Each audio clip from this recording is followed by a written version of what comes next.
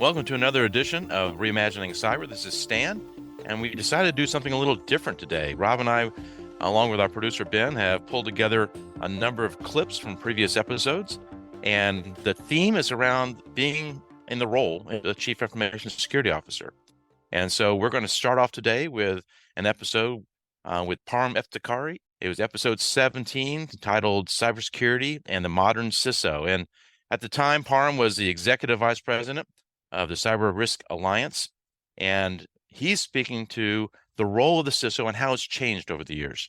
I think that the role of the CISO, and really depending on the size of the organization, those who were tasked with being leading cybersecurity and leading risk, I think what we see is that they're becoming more and more business leaders and business executives. At least I think the ones who are more effective and efficient in their role understand that it's less about them actually implementing the technology and kind of doing the blocking and tackling themselves. They have teams to do that.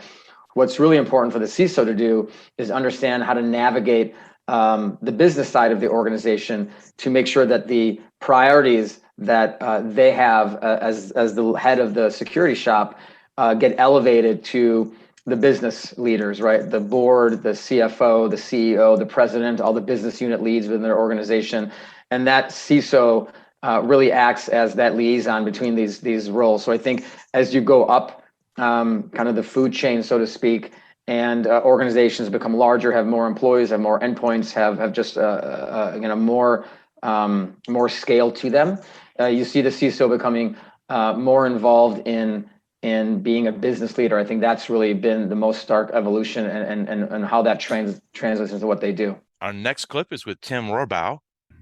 Tim was the former CISO of JetBlue and has been in a number of different organizations over the years and has reported to different executives. And he gives his perspective on that as well as the budgeting process for information security organizations. First, there's the overall budget question, right? And I've tried to address this because it's the season and there's a lot of different debate. But I'll tell you, I am a firm believer, and first let me qualify this, is that in 15 years of being a public company, public market CEO, a CISO, I actually have probably reported to a CIO or CTO maybe 5 of those years. The rest of the time, general counsel and across the board. Okay, I wasn't directly in banking, so not the risk officer, but you get my point. I've been all various reporting structures. Yes, and honestly, I don't think it matters. It matters the relationship, the people. Do they understand? Are they an advocate?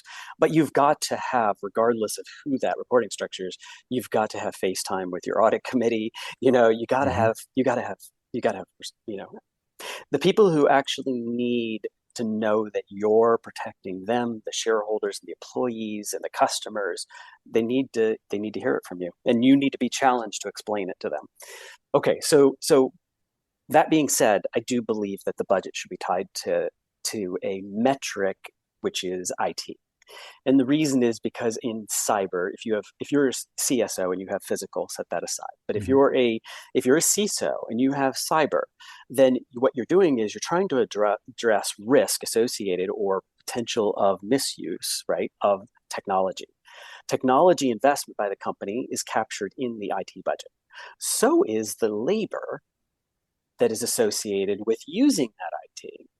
And so what you have is you have this perfect place to actually pin your budget to a certain percentage.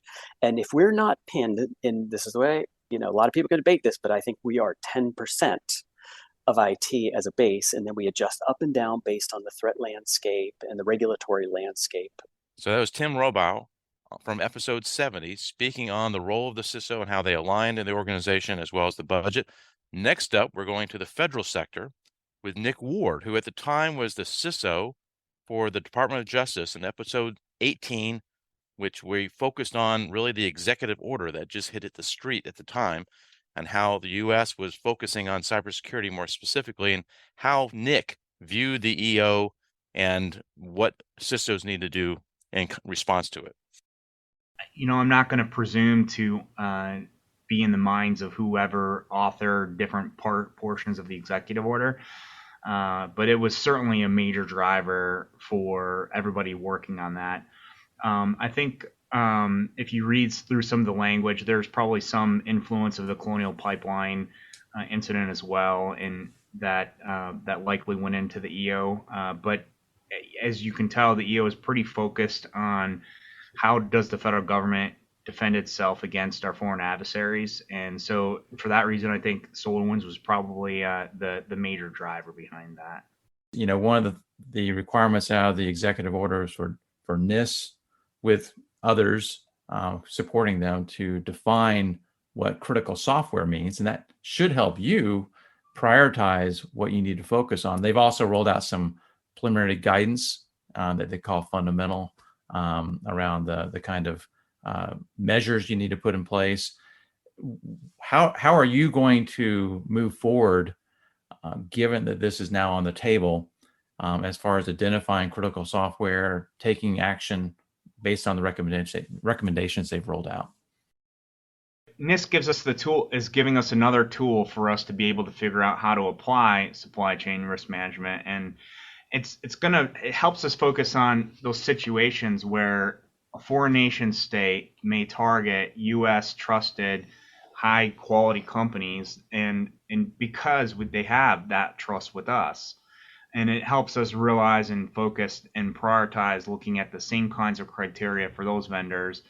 And then we certainly have to modernize our supply chain risk management programs to how do we evaluate a trusted company, and a lot of that's going to focus on what are the right mitigations. Like, this is a critical vendor. How do we build our security architectures in the context that that trusted vendor could be compromised by an adversary and used to target me? And that's probably the biggest change that we're looking at is supply chain risk management won't be should we use this vendor or not, but how do we integrate them into our architecture in a safe way? So that was Nick Ward, former Cybersecurity Leader of the Year Award winner. All right, next up we have Roland Cloutier. And Roland was the former TikTok CISO, as well as at ADP and EMC. And in episode 71, he focuses in on an issue that everybody now cares about, which is how CISOs should be looking at how to secure and ensure that artificial intelligence implementations are safe and trustworthy. I think it's good for CISOs to look at it in two ways. The first is, if my business is going to compete and succeed in the industry we're in today, and everyone else is using AI to reduce their OpEx and adjust their margins and drive new technology to make us better than the next guy, well, I better be doing it too. The second is, my job is to defend a business and ensure the sustainability of the operations, the resiliency of the company itself, and and the security of all the things that I'm supposed to be securing. So I've got to do those things, and AI is just a faster way of doing that. And I think there are key components we need to look at. So first of all, how do I help my organization figure this out? Because a lot of them are turning to us and say, make us safe and let us use AI, right? Mm-hmm. And I think the team over at General Mills did a great job, right? And so they established clear guidelines, not a hard and fast policy, but clear guidelines. And then they educated their entire company. Their entire company, they went and said, here's how you can use AI and which. So here are the guardrails. Right. And exactly. Then ensuring that everybody understands what those guardrails are and how that potentially could then jumpstart their processes from there. And if you don't understand it, call 1-800-HELP desk for AI, and we'll help you figure it out. The other thing we do is protect infrastructure. And really, AI pipelines, guys, it's just infrastructure and software. It's CI/CD on crack for AI, and it's the infrastructure that goes along with it. The 20% is the weird stuff like insertion defense and scorecard management on the compliance side. Model defense, right? That's the 20%. And by the way, there's 5 companies out there, 4 companies that are kind of doing that in the market today in any real way. And so people are getting wound up around what do I do for the 20%? Do you know where all your AI is? Do you know the infrastructure it's sitting on? Is it micro-segmented from the rest of the environment? Do you know what data is in that data infrastructure? Have you done data analysis, data defense on it? Do you know what is connecting and going out of those data stores? All right. Your API infrastructure that is connected to that, and do you have the right controls and monitoring capability in place? You've got enough work for the next year or two to protect, to define, segment, and protect your AI environments that will get you 80% of the way of protecting it. The rest of it, there are great partners out there. So priorities for AI: help your company be successful in embracing and understanding it. Second part of it's going to be go do our jobs on the infrastructure, data, and components that make up your AI environment. So now we've talked about AI, and now we're going to shift over to Jeff Brown, who was at the time the CISO of the state of Connecticut. In episode 29, he talks about how the role of the CISO in the state government compares to working in private sector, which he has also experience in. One of the really great things about information sharing, the partnership is really incredible. So, I mean, I've met like most of the other CISOs, many of which in person, across all 50 states, really like 54 plus the territories.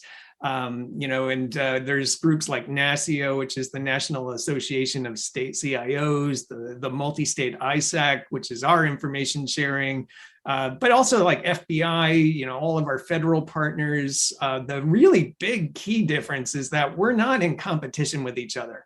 Even when I look at something like the FS ISAC, the Financial Services ISAC, they were very good, right? But I mean, like, they're at the end of the day, they're in competition with each other. Right. The states are not. I mean, the idea of competing with like the state of Colorado, that's just not really in the cards. So we tend to be very, very transparent with each other. And of course, since we're using taxpayer money, there's that element of just having a transparent program. So we do share a lot of like what we're doing.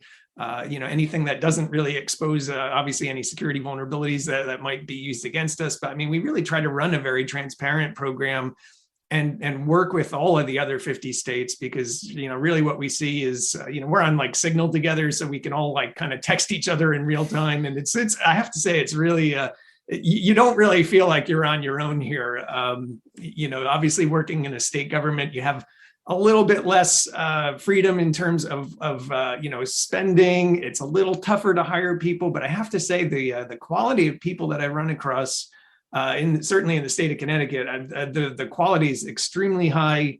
A lot of us are coming from, believe it or not, private sector. So it's not always, that 30, 40-year employee that's been in the public sector their whole career. We have a really, I think, very good mix of public and private now. So that's really bringing a lot of different thought leadership and thought diversity, in terms of how we run things. And it's been really interesting. I have to say, it's a fascinating job. One of the trends we explored was with Taylor Hersom back in episode 38, and the use of virtual CISOs, the fact that you may not actually want to bring somebody on full time or can't afford to. And he goes through the pros and cons as to when it'd be appropriate to actually bring on a virtual CISO as opposed to a full-time CISO. The way I describe security in general is it's very much a loop and not a line. So I think people need to realize that as soon as they start it, they can't stop it.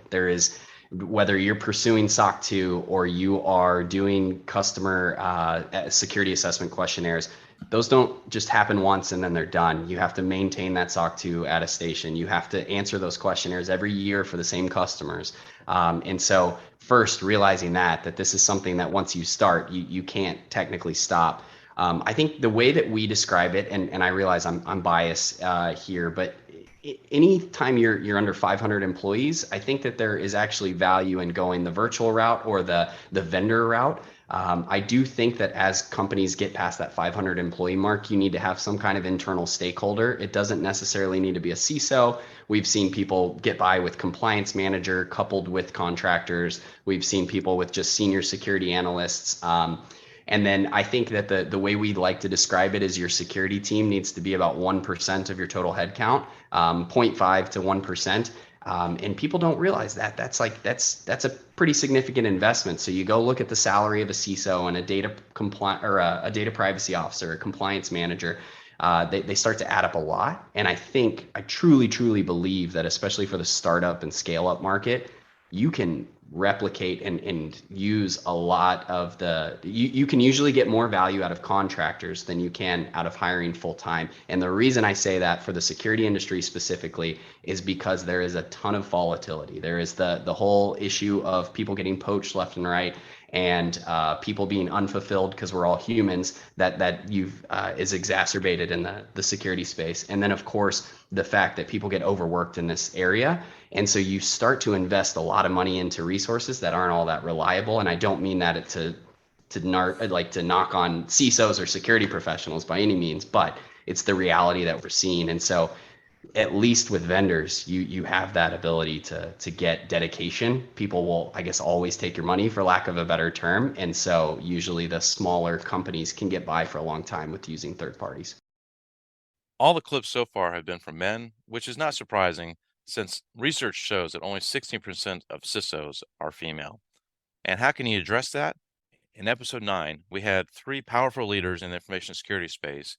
We had Lori Sussman, assistant professor in Department of Technology at the University of Southern Maine; Tammy Schuring, who was the VP and global leader for voltage status privacy and protection at the time at Micro Focus, but is now the CRO at Rohrbaugh; and we also had Phyllis Woodruff, VP of IT Risk and Compliance at Global Payments, who will be starting us off. One of the things I counsel any woman I come in contact with is own your skills, recognize them, embrace your superpowers. They are there. And I think it's so important that people see, women see people like you, Phyllis, and you, Tammy, as, vice presidents, as executives, and have that executive presence that isn't necessarily emulating anybody but yourself. They're creating new pictures of leadership that include very feminine, wonderful attributes, including collaboration, inclusiveness, all the wonderful skill sets that women bring into the leadership role. For me, in security and in compliance, I have played a role that's different from many of my male peers, and I refuse to be pigeonholed. I tend to work much more broadly than they do. And a lot of what I do is about building consensus and building that buy-in to get us to the next level within the organization. And those are skills that we tend to have and own in greater proportion, I think, than many of our male peers. Yes, absolutely. I will admit, I spent a lot of years of my career not realizing that I was the only woman in the room, and not even realizing I was the woman, because I did show up knowing I belonged there. I'd earned my way there. Now looking back on it, there were moments where it felt like I did 10x my male counterpart to get there, but I was in the room, and I had no doubt in my mind that my voice mattered, and I knew my superpowers. But in the last number of years, I've really transitioned from that to literally making space at the table, creating as much space for more women and trying to find ways to inspire and excite. One of the things that I think has changed with cybersecurity, let's face it, it's gone from a focus on technology to, in the last 5+ years, more supporting the business. And some of the skills, Phyllis, that you talk about that women can bring to bear, and Tammy, you're saying, that some of the ability to communicate, that lends itself also to this change, right? The geek techie guy isn't really good in front of the board. Exactly. You ever watch one of them? Yes. In any higher level position within any organization, communication skills are paramount. Well, hey, I hope you've enjoyed this episode.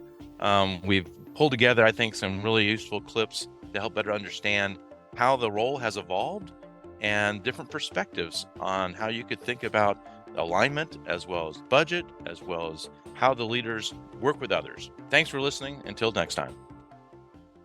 Hello, producer Ben here, and if you enjoyed this clip show, then we've got another edition of Reimagining Cyber that you may want to check out. Right at the start of 2023, we put together a selection of carefully curated highlights to mark the 50th episode of the podcast. Topics included the pandemic and its impact on cybersecurity, Iranian cyber strategy, and a behind-the-curtain view of the world of cybercriminals.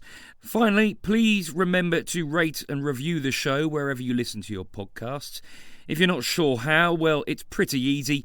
Just click on the rate button on the app and hit 5 stars out of 5. Goodbye.